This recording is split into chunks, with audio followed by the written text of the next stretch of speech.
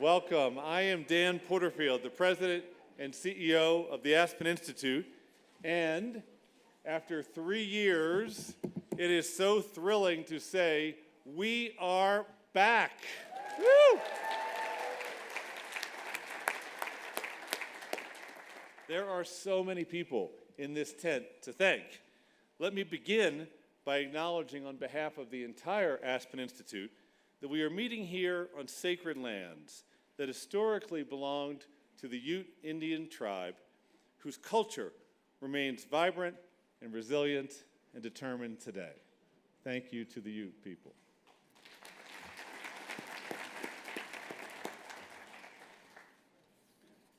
I also want to thank our extraordinary Aspen Ideas team, led by Kitty Boone, Colleen Bretman, and Elliot Gerson. Thank you so much.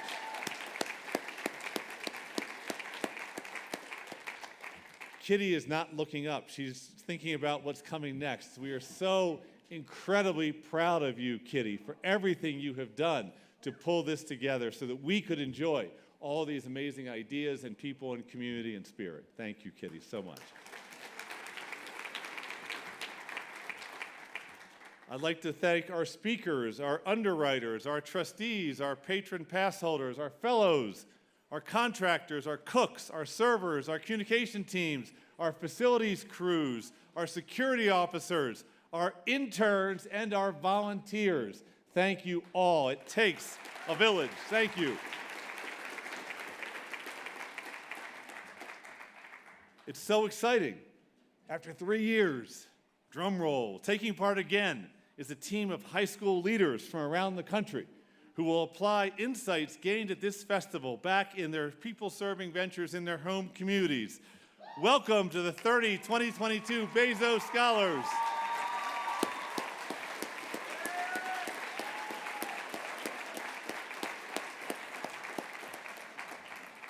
And one more drum roll. It is such a pleasure to welcome home two wonderful people whom we all consider to be co-founders of the modern Aspen Institute, Walter and Kathy Isaacson.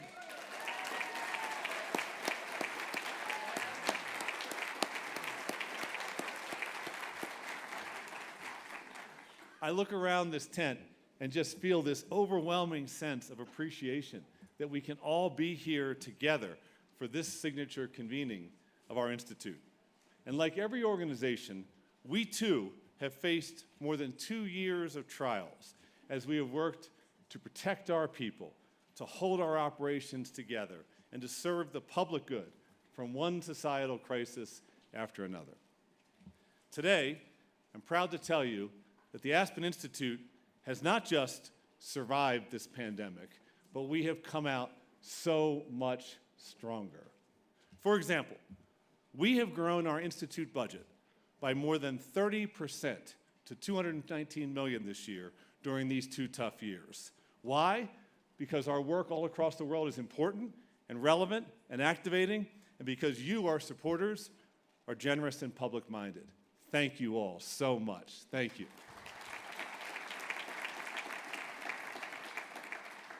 During this pandemic, we have kept our staff 100%, 500+ people working and fully compensated and fully insured. Thank you for helping us do that. Last year, we faced the reality that our longtime festival partner, the Atlantic, needed to de-emphasize major events. Today, we honor and thank the Atlantic for all those years of partnership. And we are so proud to announce that our new media partner is NBC Universal News Group with its talented team of journalists and its many media platforms. Please join me in thanking NBC Universal News Group and its chairman, Cesar Conde.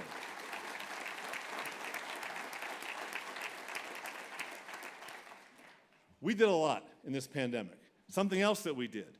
We decided to give our campus new energy and new visibility as a destination for guests seeking a distinctive Bauhaus Aspen experience.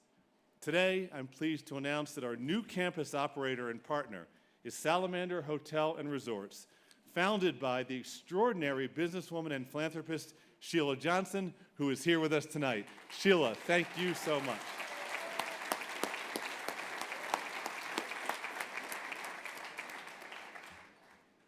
During this pandemic, we took another bold leap, and we decided it was time to construct a gorgeous new museum, on time, on budget, dedicated to the art and aesthetic of Herbert Bayer, that Bauhaus master brought here by Walter and Elizabeth Pepke, our founder, in the 1950s, who went on to design this campus as a total work of art and to create an endless array of paintings, sculptures, buildings, tapestries, logos, and so much more, even a revolutionary atlas. Please join me in thanking the two visionaries who understood the power of art, design, and creativity and made this center possible with an extraordinary founder's gift, Linda and Stuart Resnick. Thank you so much to the Resnicks.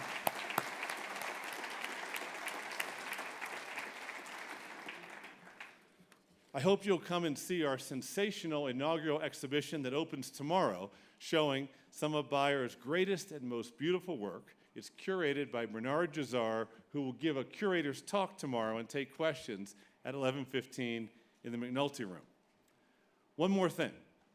Despite the pandemic, we actively looked to make a difference in the world by hosting safe and scintillating new convenings.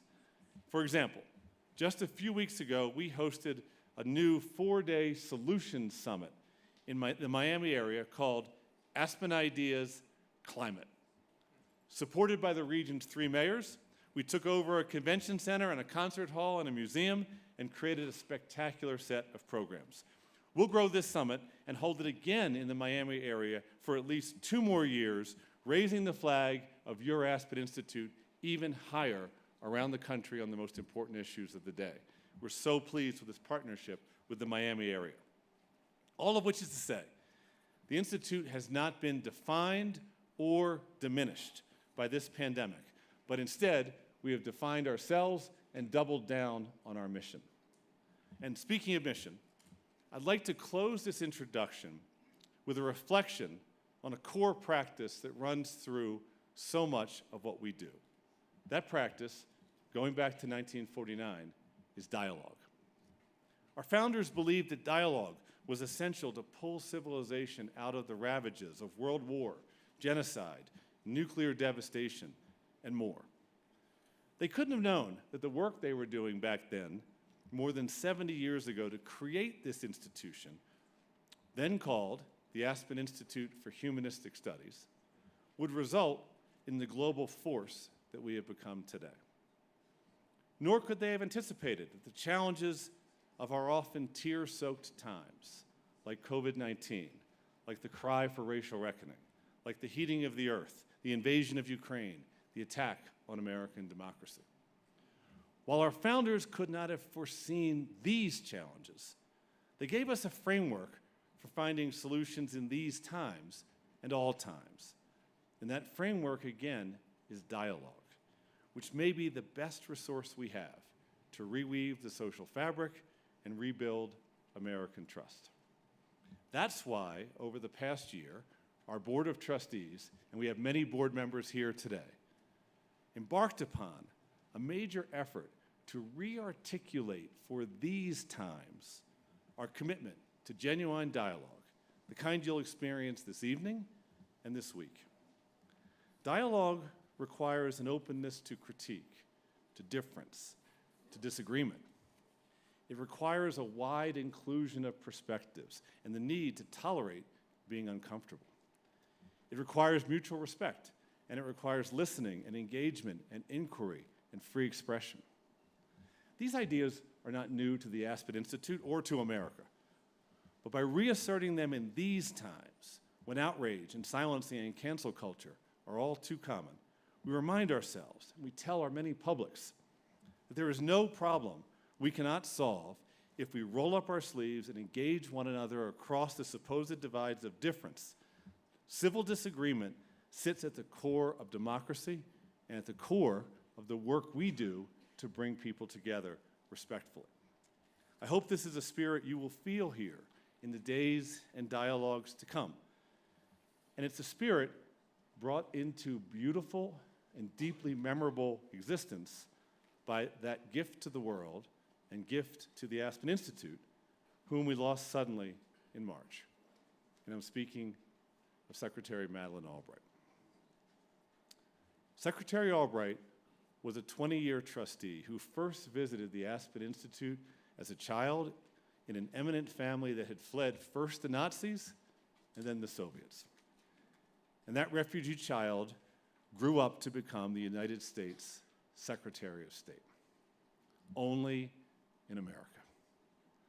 All of us who had the good fortune to be in her presence knew Madeleine to be a warm, caring, and people-centered human being, as well as a brilliant public servant with deep humanity and a megawatt wit that could light up rooms and tents.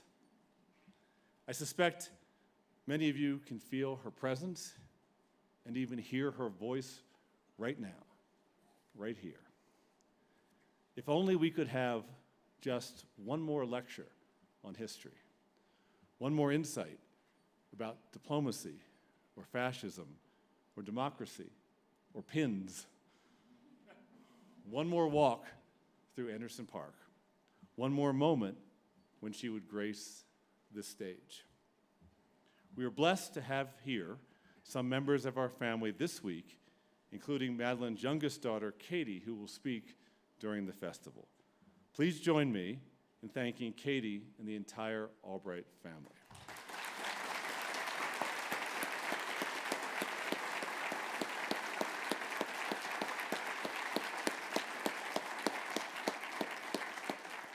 We will now show a short video tribute to Secretary of State Madeleine K. Albright. Thank you.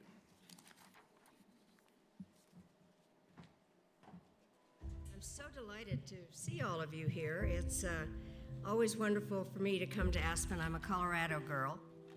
My father started teaching international relations at the University of Denver, and Aspen had really just begun.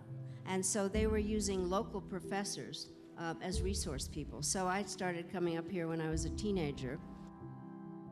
The thing that makes me different from most Americans my age is that I actually lived through World War II in England and understood what it looked like when you woke up in the morning and came out and saw destroyed buildings. I have one thread in my life, which is that when the United States is not engaged, terrible things happen, and when it is, then usually it's for the best. I have a very basic belief that this is an exceptional country, where in fact our values have been a motivating factor, and in fact America is a very special place and we have special responsibilities. You're a treasurer of the Aspen Institute, you're an American treasurer, you're now a global treasurer as well. Secretary Albright has taken on this duty to do this NATO for the Secretary General. Most people who know me know that I believe in democracy. I don't believe in imposing it. I do believe in supporting it. But I also know democracy has to deliver. People want to vote and eat. American foreign policy has to be value-based, it has to be moral, but it cannot be moralistic, where we go around telling everybody what to do. I think people need to listen. I think that is the hardest part, is that we're always on transmit. The art of diplomacy is putting yourself into the other person's shoes, because not everything has to be a zero-sum game. I honestly think if you can't listen, you don't belong in the diplomatic service. It is very important to establish the governance procedures, because freedom without a set of institutions is very evanescent. There are a number of relationships that one has to have with countries where you don't agree with their government, but I actually think it's a mistake not to talk to countries.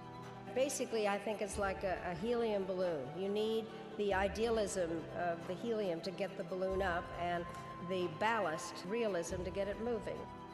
I'm really delighted to be a part of this family, and I just flat out have to say the only board I wanted to be on was the Aspen Institute boards.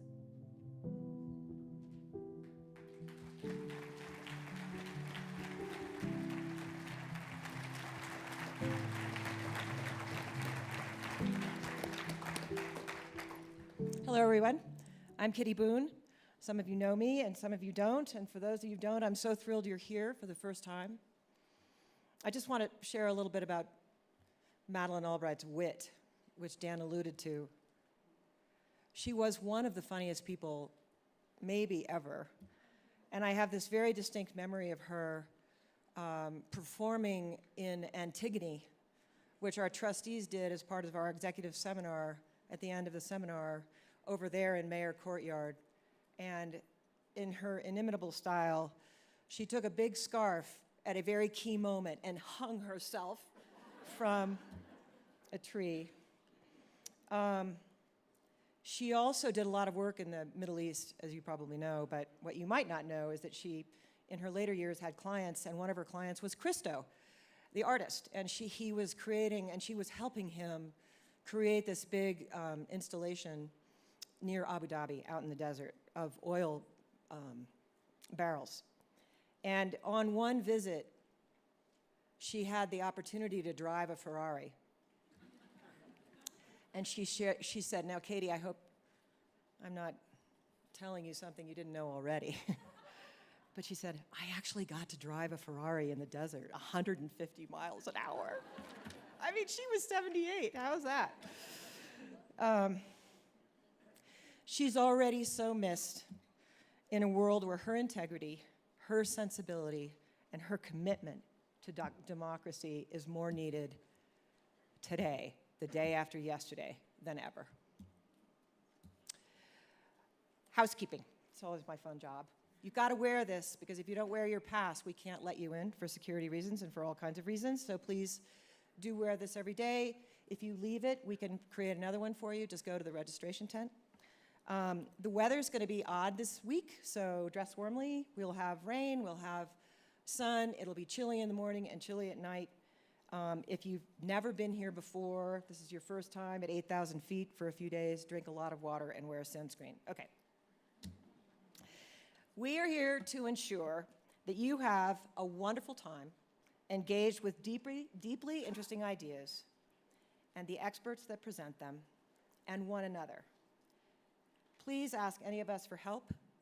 Our transportation services will take you back and forth from campus easily. Dan so kindly alluded to the team. I was thinking, as he mentioned, I would suspect that between our volunteers and our staff from the Aspen Institute and the incredible staff at Salamander, there are probably 500 people dedicated to making this event everything that you expect.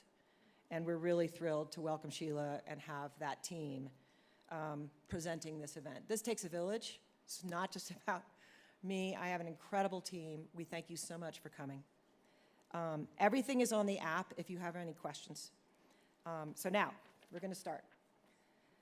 It's a tradition to begin with some big ideas. Ideas that are shared by thinkers here, whom you will see on stages in the next few days.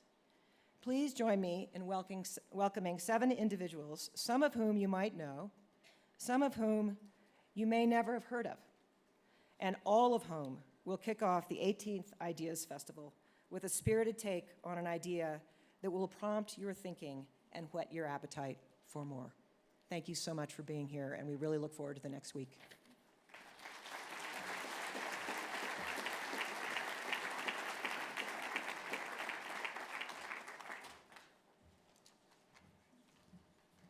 Hi, thank you. It's an honor to be here. I'm Thomas Chatterton Williams. I'm a contributing writer at The Atlantic and a visiting professor of the humanities at Bard College.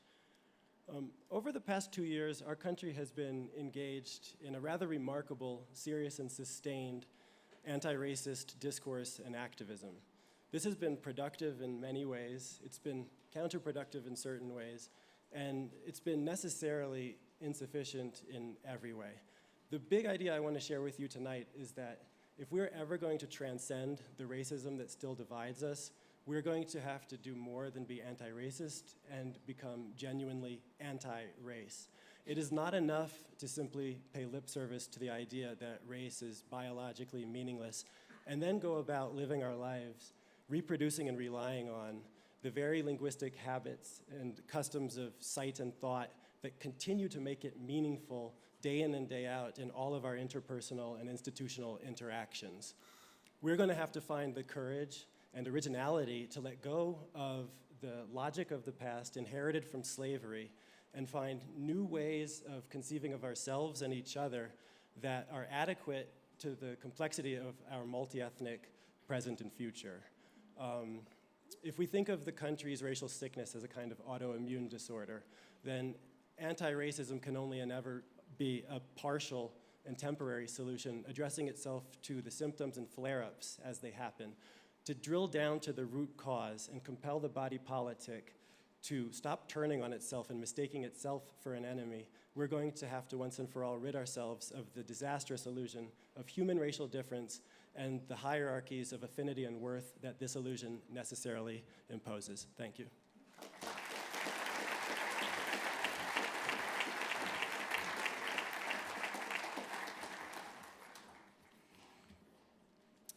I'm Naven Salem, founder and CEO of Adisia, and I put my big idea in a letter to Vladimir Putin. Dear Mr. Putin, I've been thinking about you often, so I thought I would write. I wonder, what was your master plan? Was it to create a horrific war in the Ukraine while you silently set the stage to starve and destabilize the developing world? Your evil war isn't only taking place on the battlefields of Mariupol, but you have sent millions to the brink of famine. You have succeeded in using food as a weapon of war, but perhaps you miscalculated. We are preparing for battle with you, not the kind you were hoping for, no tanks or missiles. Instead, we will start feeding the world. The best weapon we have is food, and food brings peace. You see, I have a factory, one that makes a food that is the antidote to war and malnutrition, a food so powerful it can save lives. Adisia is a nonprofit that has fed nearly 16 million children across 60 countries, but it's not enough. We need to feed all malnourished children so they can grow up and be the next generation of warriors, ones who will use their power to fight for peace and be nothing like you, sir. May history remember you as the man who craved power so deeply that he let millions of young children slowly starve to death. And may history look at the rest of us, for those who stood up for humanity and took action right here, right now, to feed all children suffering from your immoral war. I am standing here on this stage, not alone, but on behalf of 14 million children that Putin has sentenced to death. I am standing here because I need your help to stop these war crimes and save lives. And I am standing here because I have seen what happens if we don't.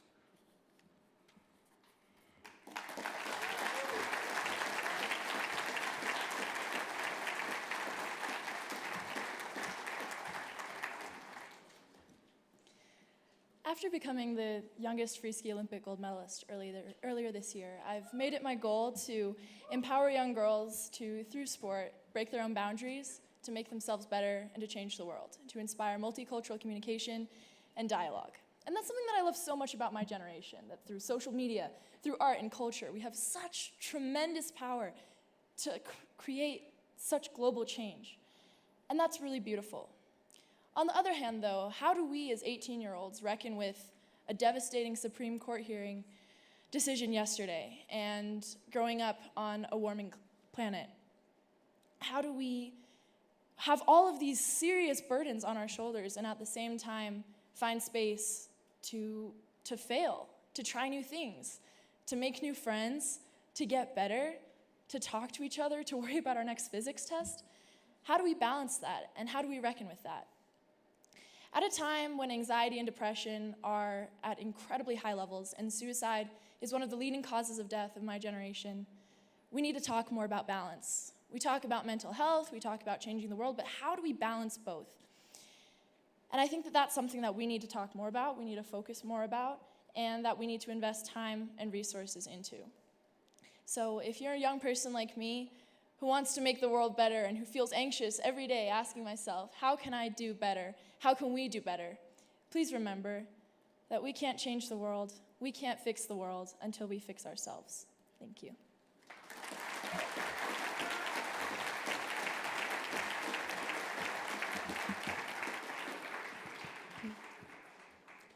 Hi everyone, my name is Alessandra Rufino and I'm coming to you from Rio de Janeiro, Brazil.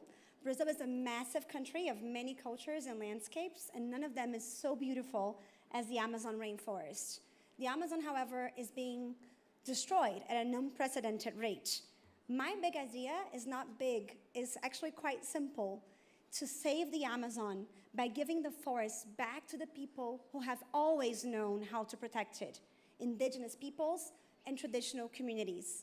We have 500 years of data proving that when they are protected, the forest is protected. In the last 30 years, only 1% of the Amazon rainforest sitting within indigenous lands has been destroyed, against 20% in privately owned land. The good news is that there is actually a really simple way to do this. About a quarter of the Amazon, the Brazilian Amazon, is currently sitting on undesignated public lands, meaning land that belongs to the Brazilian people but doesn't enjoy any of the legal protections warranted to indigenous territories, parks, and conservation units. That's where the land grabbing happens. That's where the highest rates of deforestation are shown. That's why we need to act now. Just last month, the Brazilian youth movement launched a very ambitious campaign to gather 1.5 million physical signatures in favor of giving this land back to its true guardians. That is the minimum number of signatures that, according to our constitution, we need to present a citizens' initiative bill to the Brazilian Congress. If we succeed, this movement will become unstoppable. We will build a climate majority in Brazil, and as we do, we need your help. Just 2 weeks ago, 2 Amazon defenders, one British foreign correspondent and one public servant who had been demoted by the Bolsonaro administration, were murdered in the Amazon. Every day, Brazilian activists are silenced, threatened, killed. We need you to see these aggressions as acts of war. A war that the Brazilian government is waging against its own people, but also against the world. The Amazon is in every breath we take, and we are the last generation that can save it. I hope you will join this fight. Thank you.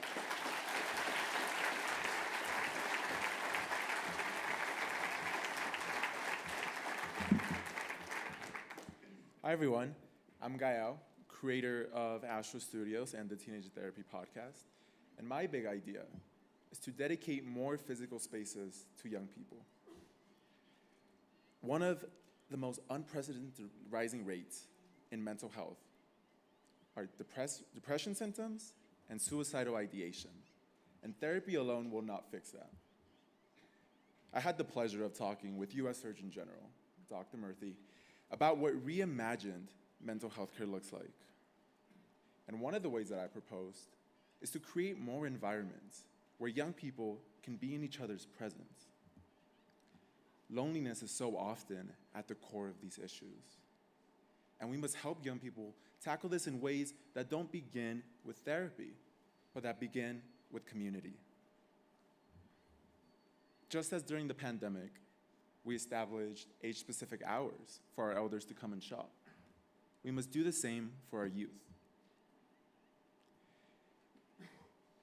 Let's begin by partnering with businesses nationwide, such as coffee shops and members-only clubs, to commit to 1 day a week where only those under a certain age can enter and shop. While there's a lot of good that comes out of breakout rooms and healing sessions, we also deserve a place where we can simply exist, a place where we find community, connection, and physical closeness. I think that young people are facing a mental health crisis that is beyond the work that therapists do. There will never be enough therapists to tackle this big of an issue, and it is up to us to band together and give young people the resources to really propel and achieve great things in life. Previous generations left behind the legacy of parks and libraries, and I hope the next will leave behind spaces where young people can feel safe. Over time, I hope this will encourage young people to explore new connections and realize that the physical world can be just as connecting as the digital. Thank you.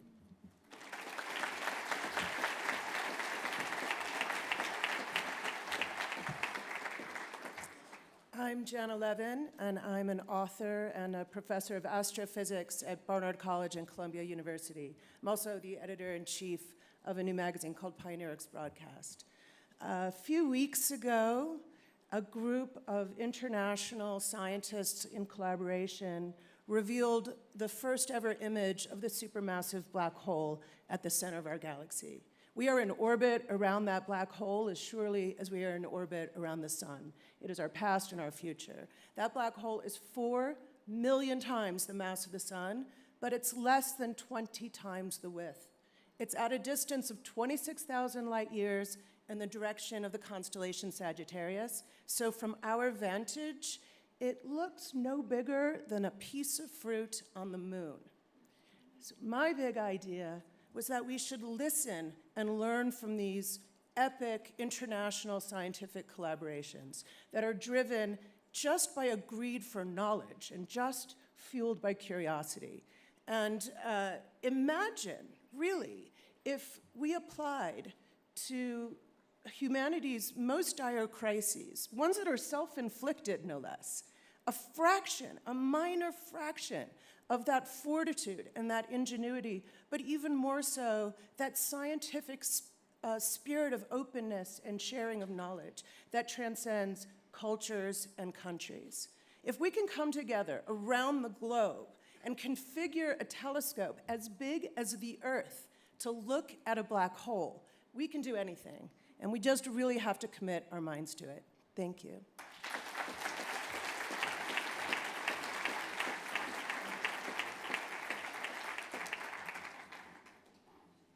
Hi, I'm Mark Bittman. I write, talk, and think about food. You're cutting into my time. Imagine a restaurant, or even better, a cafeteria, where all the food is raised ethically. That food is grown by farmers who are compensated fairly and rewarded for stewarding the land. It's produced and cooked and served by workers who are paid and treated well. The food is not only good for us, but it's delicious. And here's the kicker: everyone can afford eating there. This joyful description isn't a pipe dream, but it isn't easy either, because it'll require that we broaden the notion of profit around food so that profit accrues not only to individuals, but to public and planetary health. Until now, restaurants have had to cut corners in order to make the money they need to survive.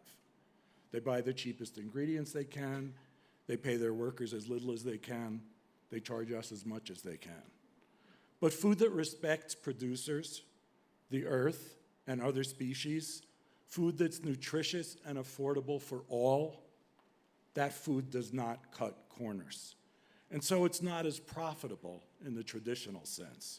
In fact, in the traditional sense, community kitchen, as I'm calling this thing, will lose money, but it will profit workers, farmers, eaters, and the biosphere. We spent more than 150 years subsidizing food that's destroying the planet and making us sick. But if we declare good food to be a universal right, if we support truly regenerative agriculture that produces truly nutritious food for everyone, we can become the first nation in modern history to have a food policy that makes sense and serves everybody. Community Kitchen will be the model that proves that we can offer all of our citizens good food instead of bad. Thank you for your 2 minutes. You can reach me at mark@markbittman.com.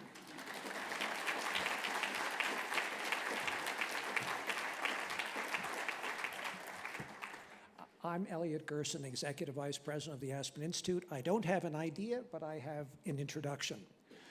Because of the legal, medical, cultural, and political earthquake that struck Washington, D.C. just after 10 a.m. yesterday, our extraordinary ideas team whirled into action to put together a panel to discuss the opinion and its significance on very short order, a panel of people who did not expect to be on this stage today, and also managed to pluck a remarkable moderator who thought she would be hiking at Maroon Bells right now.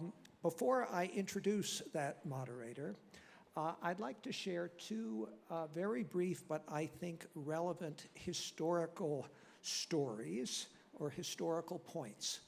One that very few people know, and one that I think very few people remember. The one that very few people know relates intimately to the Aspen Institute, and the one that very few people remember relates to the changes, there were incredible changes in the judicial and political systems and how they've transformed in the last half century. The Institute story involves an American giant who will be best known for writing the majority opinion in Roe against Wade. Justice Harry Blackmun started coming to Aspen in 1979, and he moderated a seminar called the Justice and Society Seminar, one that we still offer. Over many, many summers and all the weeks he spent here, he came to regard here, and indeed this very meadow, as one of his favorite and most loved places. And indeed, that's now been recognized by judicial scholars who've looked at the evolution of his philosophy. What is not well known is that he loved this place so much that he instructed his family to distribute some of his ashes right here on this meadow. Matter of fact, I ran into Linda Greenhouse, his biographer, while her book about him was in galleys. And I mentioned, how are you going to deal with the fact that Justice Blackmun's ashes are at Aspen? And she looked at me like I was completely out of my mind and said, no, that's not possible. He was buried at Arlington Cemetery. Well, she called the family and found out, indeed, that not all of his remains are in Arlington Cemetery. So for those of you who are interested, and here, if we can, you can see a little plaque, and I'll tell you in a minute where it is, and then you can take a second to read what it says. And I think given the events of yesterday, that's entirely appropriate. For those of you interested, when you're walking to Door Hosier, just after the large mound, look off on your right in the corner of the lawn, and you will see that little stone. The second very brief story is a more personal one, but I think quite relevant to see how the sands have shifted in American culture and politics. I was a Supreme Court clerk a short number of years after the Roe decision. Indeed, 8 of the 9 justices I was privileged to work with were the same justices as on the Roe court. What is now often forgotten is that in that majority opinion, written by Justice Blackmun, of course, a proud Republican, there were 4 Republican votes. It was an opinion, a 7-2 opinion. The dissenting votes were a Democrat and a Republican. So just a reminder as we move into this next discussion of just how much things have changed. So now I am delighted to welcome up as our moderator who will introduce this very timely panel, Jennifer Senior, staff writer of The Atlantic, and we're very proud to say, the winner of the 2022 Pulitzer Prize for feature writing. Jennifer.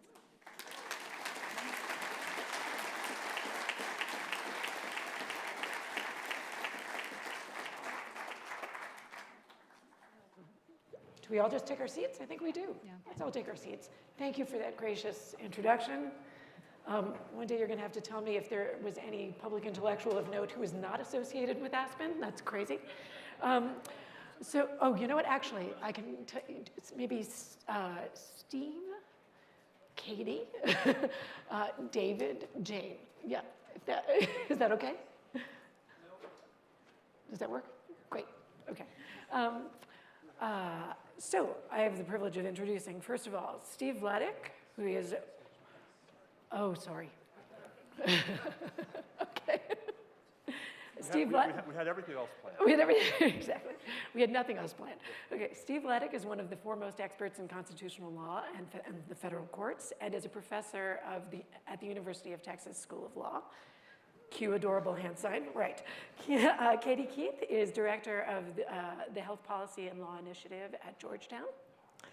Jane Coaston is an opinion writer at the New York Times and host of its podcast, The Argument. And David French is a former writer for the National Review, now a colleague of mine at The Atlantic, and senior editor at The Dispatch. So welcome, everyone.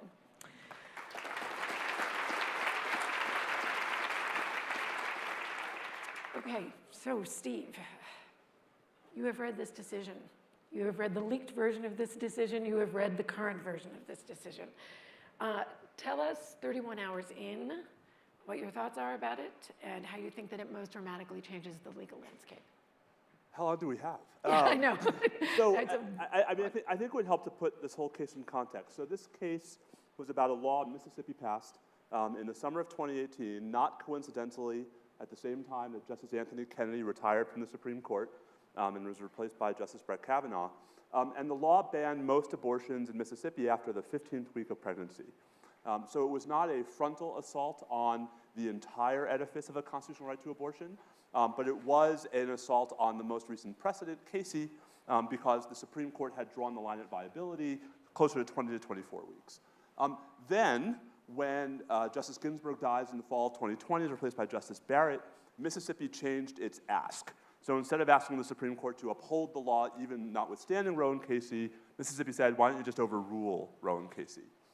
And in the majority opinion written by Justice Samuel Alito, 5 justices said, cool. Right? And so basically, there were 2 main thrusts to the 108-page opinion. I suspect you all have not read every word of it, but it's actually not that different from the leaked version that we saw in May. Big point number 1, there is no constitutional right to abortion because there's no such right that is deeply rooted in our nation's historical and cultural tradition. Big point number 2, considerations of stare decisis, the notion that in general courts should follow their precedents, did not support retaining Roe and Casey as precedent, therefore they should be overruled. There were 4 other opinions. There was a concurrence by Justice Thomas, who would have gone even further and attacked other laws, other Supreme Court decisions lacking a similar historical foundation. He specifically calls out Griswold about contraception, Lawrence versus Texas about same-sex intimacy, Obergefell versus Hodges about same-sex marriage. There's Justice Kavanaugh, who basically says, no, no, no, you have nothing to fear. This is just about abortion, because apparently that's cool. Chief Justice Roberts concurred in the judgment. He would have upheld Mississippi's law, but not completely eliminated a right to abortion up to 15 weeks. So a sort of split the difference, we don't have to go there kind of opinion. Part of why the headlines you guys have seen are a little bit confused about the vote count is because folks don't know how to count him.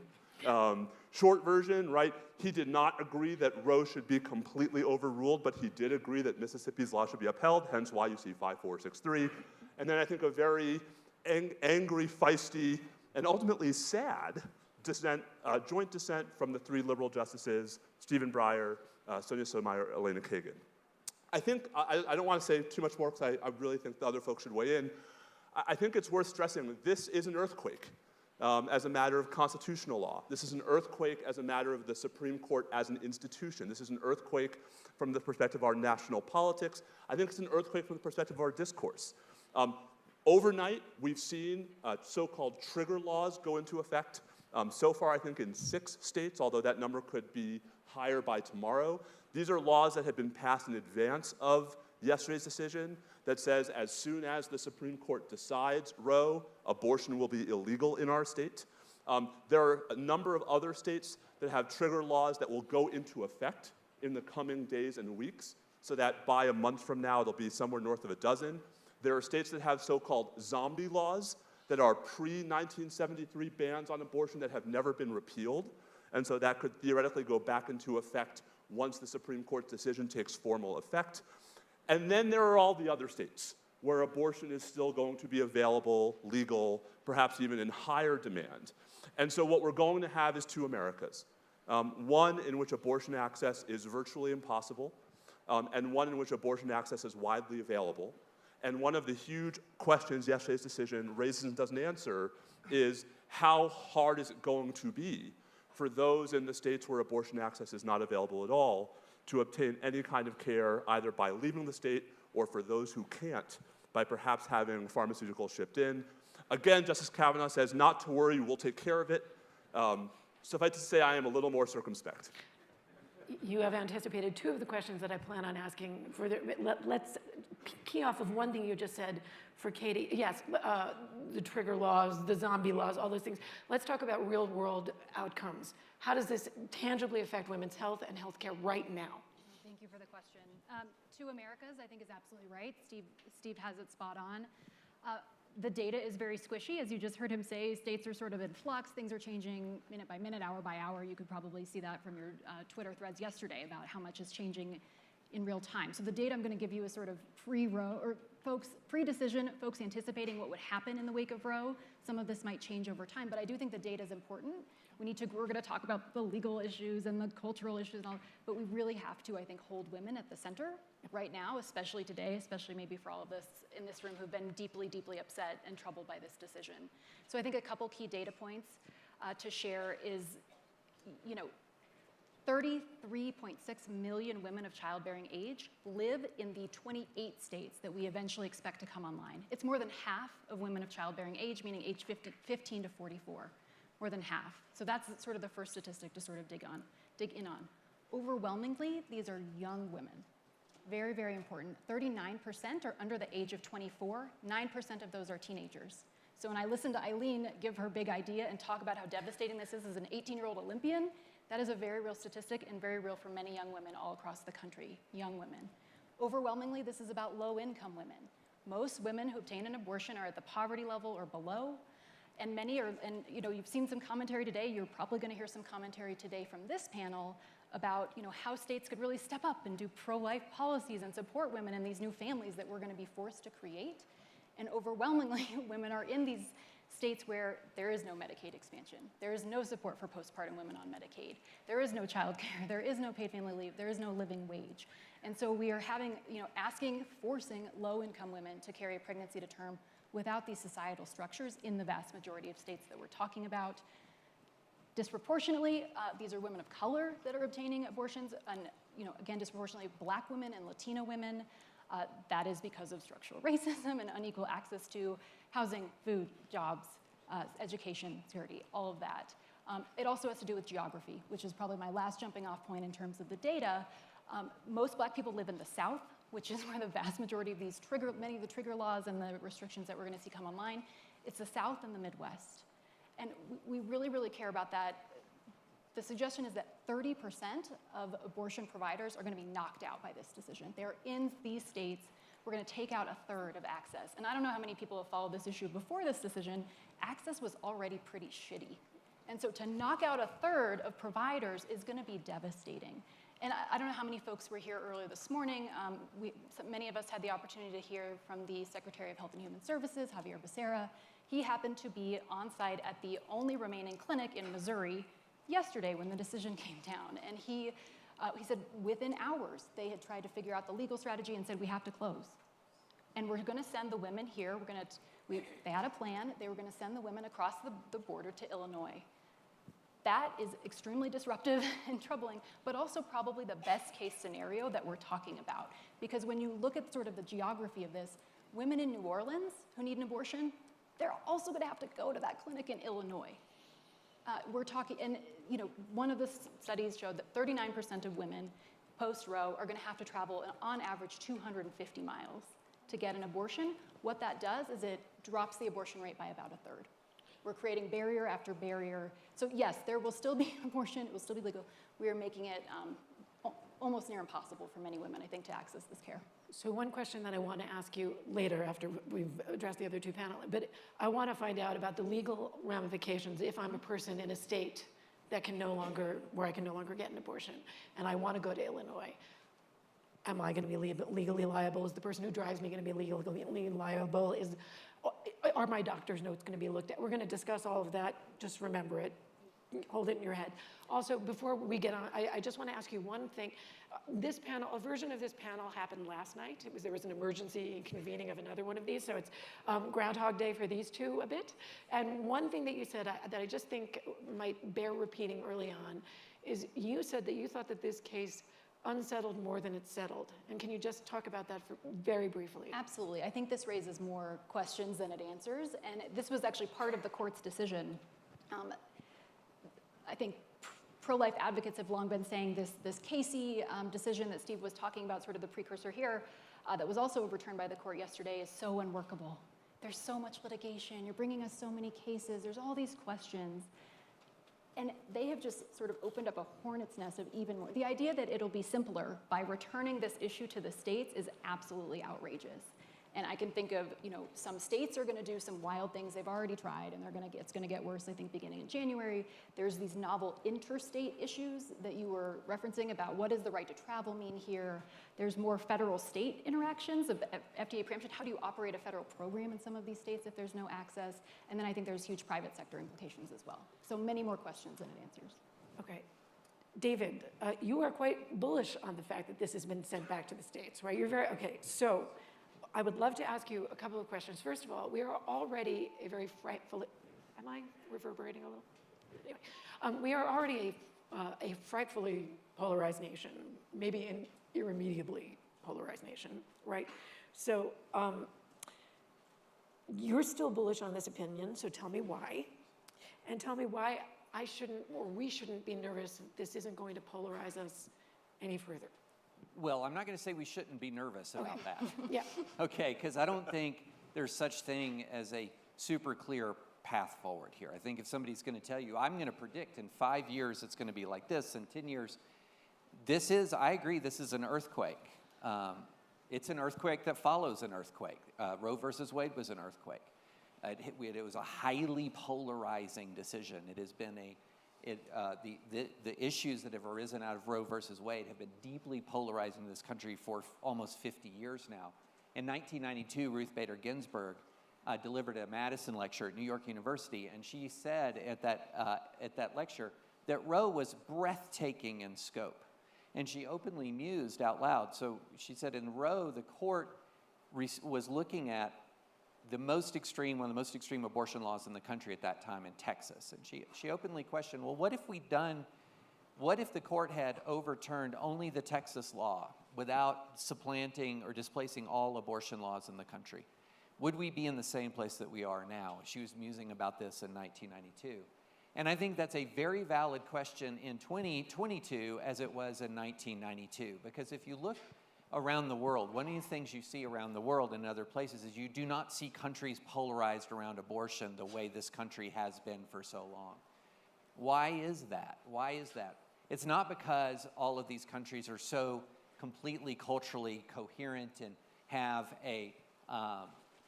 the same progressive view of abortion rights. In fact, the United States is an outlier because of Roe. It's got one of the least restrictions on abortion prior to the overturning of Roe of any country in the world because of Roe. The democratic process was deeply restricted in its ability to reach this issue because of Roe, and that was inherently destabilizing. Many of these other countries, they've had an opportunity in the democratic process to work through this and to achieve policies that reflect the will of the majority of the citizens. We did not have that possibility. So here's what I'm worried about in the short term, and I am hopeful about in the long term. What I'm worried about in the short term is this. Have y'all noticed politics are dysfunctional right now? This opinion lands into the most dysfunctional political environment of my adult lifetime. We are not overrun with wise political leaders. Particularly in where I am, in red America. I live in a very red state, in a very red neighborhood of a very red state. Performative, punitive legislation is the fashion of the day right now. And that's extraordinarily dangerous. That's extraordinarily dangerous. And I am worried that we will, in the short term, see a wave of performative, punitive legislation. I'm very worried about that. I also have a degree remaining faith in the American people, that over time the American people assert themselves, and over time the American people moderate the extremes. And that's my long-term hope, but my short-term nervousness is how much damage will be done through performative politics in the short term. Jane, the skepticism is legible on your face. Do you not have the same faith in the American people? It's not a lack of faith in the American people. It is a lack of faith in American states. I want to be clear here that I do think that one of the challenges, or one of the actual gifts to the anti-abortion wing of American politics that Roe gave, was the gift of maximalism. Maximalism is so easy when you don't think you're ever going to have to do it. We see, I grew up in the Catholic Church, and I spent a lot of time in evangelical circles when I was in high school. It was a strange time in my life. Don't get into it. And I don't remember people who worked so hard against abortion saying, we'd be okay with France's abortion laws. We'll be fine with a 15-week ban.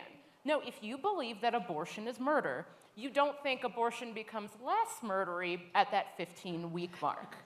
And I think that that's what we see in so many of these states like Mississippi, which interestingly also has the highest maternal mortality rate in the country, and also has an incredibly high rate of infant mortality. So we are saying in a lot of these states that maximalism is going to be what will take place. You are going to see that people voted for people who said that abortion was murder and it should be illegal. And we've seen already in the state of Louisiana, though this was walked back, that there was an effort to have women who had abortions be given the death penalty. Because if you believe abortion is murder, what is the punishment for murder?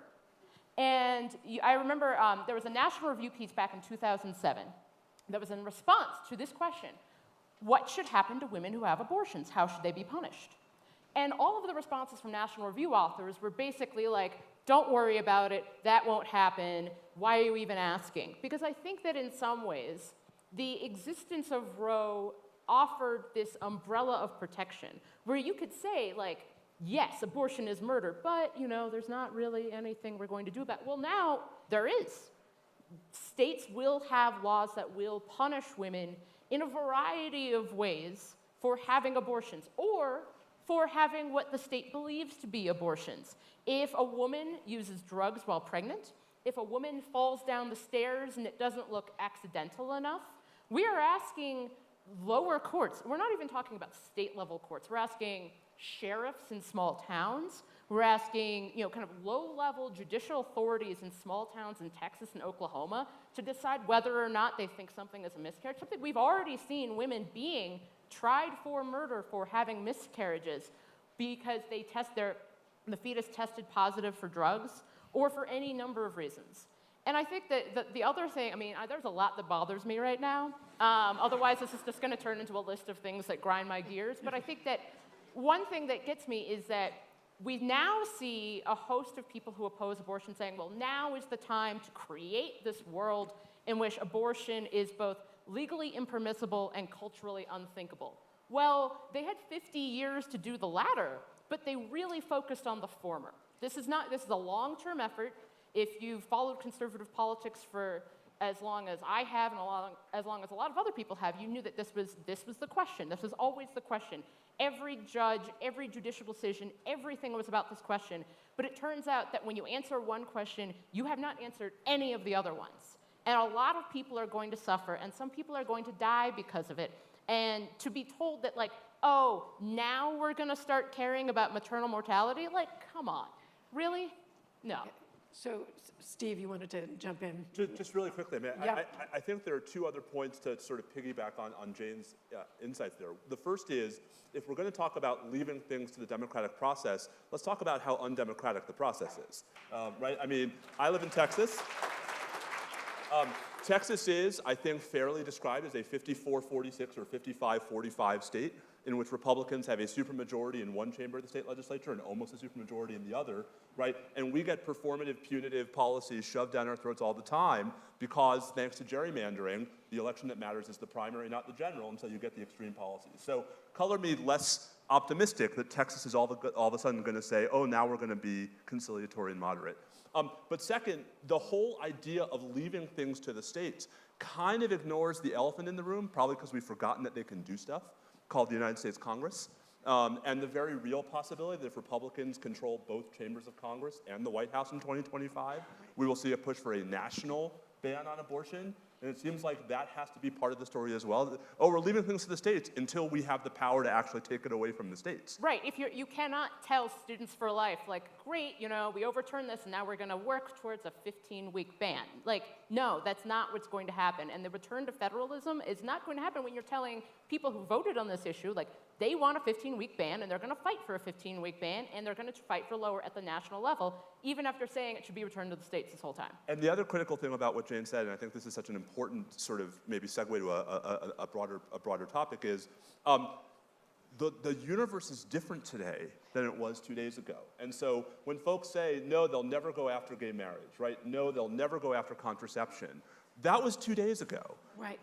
Right? And we already have the president of the Utah Senate saying, bring me a bill to ban gay marriage in Utah, right? We already have legislators in Mississippi and Idaho talking about banning contraceptives. So, you know, I hope that calmer heads prevail. I hope those measures never make it out of those legislatures. I hope they're struck down by every court ever to touch them. But I don't know how we can look at what happened yesterday and the orchestrated, organized campaign that got us to yesterday and have any confidence that it's going to end there. David, you have expressed confidence over the last 24 hours. I think I might be a minority on this. Yes, yeah, you might. I'm reading between the lines here. I know, and you're surprised. No, and you've been very gracious letting everybody speak. But you have expressed a lot of confidence over the last 24 hours in your writing, and I think to a lesser extent in your tweeting. You've been very good about writing your opinions, which is nice. That this opinion is going to be confined just to abortion, that we shouldn't be concerned about contraception and marriage equality and interracial marriage and all the things that are predicated on the notion of a constitutionally guaranteed right to privacy. Why are you so sanguine? I'm curious. Well, yeah. You know, because, you know, I know there are people in here who are immediately going to do what Twitter did to me all day yesterday. They say, you're an idiot and so naive.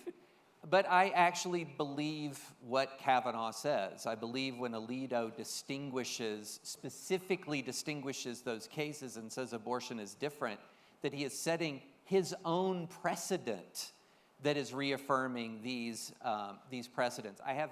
There's no indication that Roberts would sign on to this. So if I'm just doing the math in my head, you've got one who's clearly said, and by the way, what an unwise thing to do by Justice Thomas. I mean, just what That's a sentence you could say so many times. No, I have, I have in many ways and in many times admired Justice Thomas, and that was very unwise. But let me say, I'm counting to a minimum of 6 that I don't think would touch these precedents.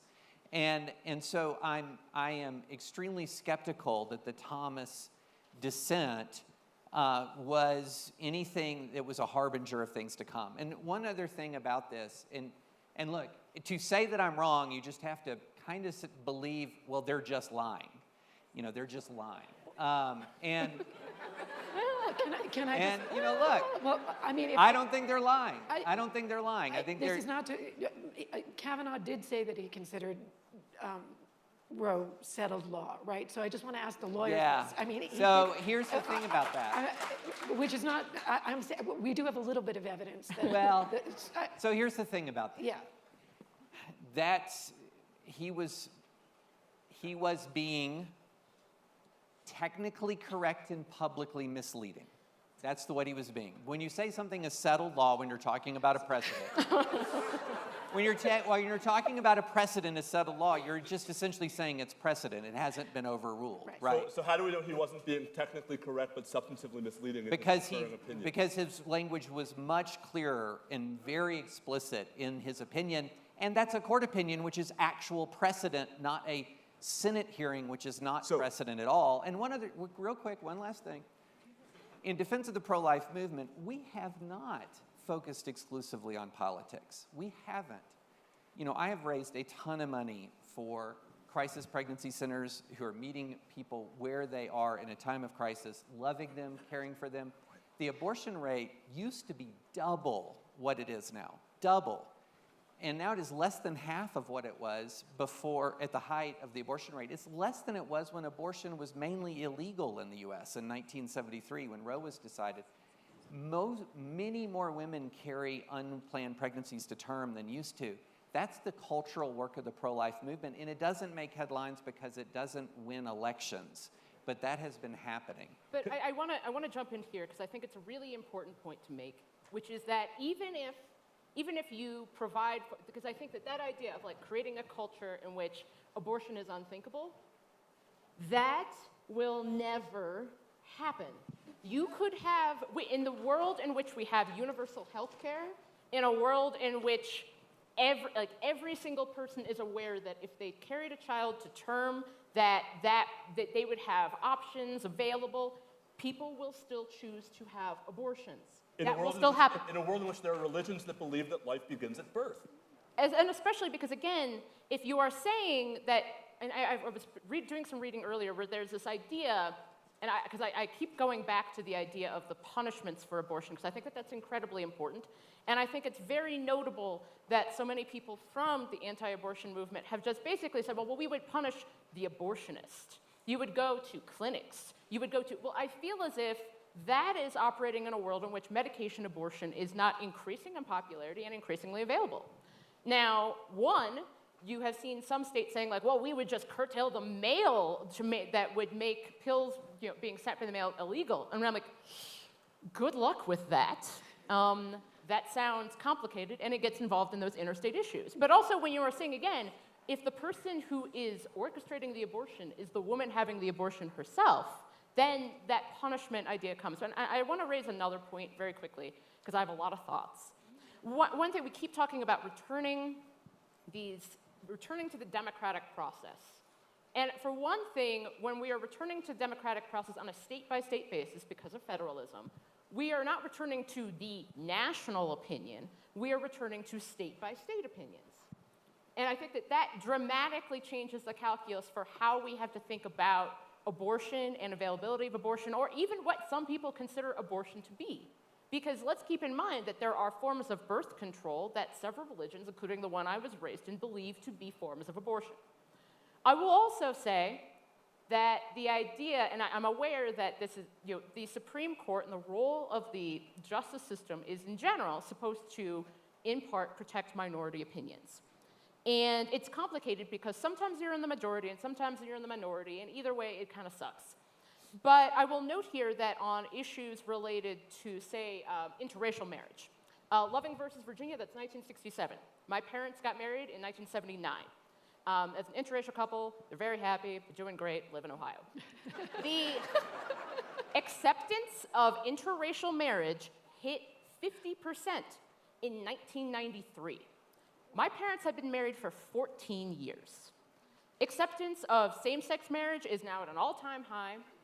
Acceptance of same-sex marriage when Obergefell was passed was not there. Right.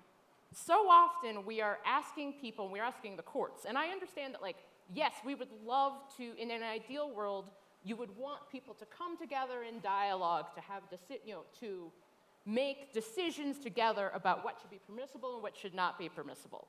But if we waited until 1993 to make interracial marriage legal in a host of states that had bans, well, I would not be alive. And if we waited until same-sex marriage was acceptable to over 50% of the country, I would not be married.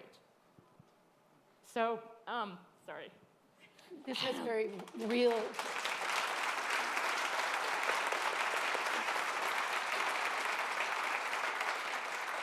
I think that this is, I also think that occasionally it becomes a canard to immediately move on to issues of same-sex marriage or interracial marriage, and I think that sometimes people do that because they do not believe that they can get enough support just talking about the issue of abortion. I don't think that's true, and even if it were true, I do not care. Because I think that the issue of abortion itself is so critical to so many people, even people who would say that they would never have one themselves, even people who are against it for religious reasons. The ways in which abortion touches the lives of so many people who are here, so many people who are not, is the idea that we will just have a democratic debate at the state level about one of the most intimate concepts that a human can possibly endure, I don't know what will happen, and I don't think what will happen will be good. That is what I have to say. Okay. Jane, I think the personal is political for you, and as it is for all of us, and I think that I'm deeply appreciative of how you framed it. I think it's also personal for David, and we shouldn't ignore that. Yes. That this is a deeply held conviction and belief, and I want to. No one's happy. I think no one's happy. No one's happy. I think that the practical, the takeaway, something that you were talking about, and let's get to that question, the question we talked about earlier. Let's say I want an abortion, and I live in a state where rape, incest, I mean, by the way, that's a new caveat that's been slathered on top of it, right? Okay, so, in all these states where you're not even in cases of rape and incest, can you get an abortion? I want to go to New York and I want to get an abortion. Who's on the hook? Legally, what does this look like? Can you answer that? And then also, to your point, at this point, I would love to maybe close on this idea that 60% of the country was in support of Roe. So the court just did overturn a law that was immensely popular. So this whole idea, I mean, the country was there. They were that far along, right? So I want to ask you about maybe the future of the court and our jurisprudence and the legitimacy of the court. That's where I want to end. But I also just want to know, what's prosecutable here? So the short answer, we don't know. We don't know, and it's going to depend and vary dramatically by state, and all of this is going to get litigated. So you're going to have these states, I mean, to you all's points about maximalism and everything else that's going on, Texas is going to do a bounty hunter. Oklahoma's like, hold my beer. Missouri's like, we'll see you. We're going to do our own thing now, too. These laws are going to be wild. They're all going to be litigated. There is this effort to try to exert jurisdiction over women traveling across state lines. This was something that was in Justice Kavanaugh's concurrence to say, don't look at right to travel, nothing here. I think first justice has ever even said that. We don't know. That means it's meaningless. He waves his hands and says there's a right to travel. But he felt strongly enough, knowing this was coming, to say that proactively, right? We know the landscape is going to change. So should we be reassured by that? Is that reassuring? Oh, that absolutely. That he scribbled it, not absolutely not. It's going to be litigated. The Department of Justice is the Attorney General said we are going to lean in on the right to travel 1,000% because everyone can see this wave coming. I think you're going to criminalize the current laws, these trigger laws. We haven't been clear about this. They criminalize the abortionist, the provider. We want to lock up doctors and nurses and social workers and people who are making these referrals, right? I think they're going to go after women who have abortions. They're going to try to criminalize out-of-state providers who are doing telemedicine for medication abortion, which is the vast majority of abortion. I think there's all these really complicated federal and state issues too. And so I think many of us are watching and waiting to see what the Biden administration does, all this interference. Does FDA approval of medication abortion trump some of these state laws? What can be salvaged here? And then how much is all going to run through the courts? And I think it's something that, Steve and I don't focus entirely on abortion. This is like one of the things we focus on, and this is just one part of a huge web in the ways that I think, health is increasingly being dictated by these court decisions. And I guess one more thing I want to say on contraceptives, because in this universe where abortion is going away, in many of these places, ideally you would ramp up on access to contraceptive, right? You would have a vending machine with Plan B everywhere you could put it, if we really cared about this. And that is not what's going on. And there is already litigation below the Supreme Court that's bubbling up to undercut the Affordable Care Act's preventive services mandate, the Title X family planning program, Medicaid program. We are already dismantling, that's the point I want to make, access to contraceptives, especially for low-income women, in a way that's not going to fill this gap that we need. The preventive services mandate case is being brought by Jonathan Mitchell, who is the former Texas Solicitor General, who it was his brainchild to do the SB 8 bounty hunter abortion law in Texas. It is all connected, and I think we should be really, really concerned about it. And it's not over. They are going to go much, much further. Yeah, I had no good news for anyone today. Over to Steve. Now, over to Steve. We are out of time. I want to make sure. Do we have time for Steve? Yes. Okay. Great. I'll talk fast. I'm a New Yorker. So to answer Katie's answer was so thorough. The direct answer to your question is, as of right now, you can travel out of state to get an abortion. Ask me again next week.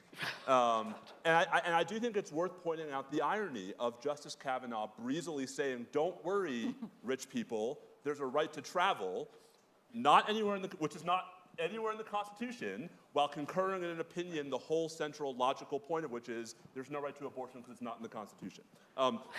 There's a little bit of a tension there. the larger point, though, and this I think, I'm so mindful of what Jane said about not cutting the thread from the abortion piece of the story.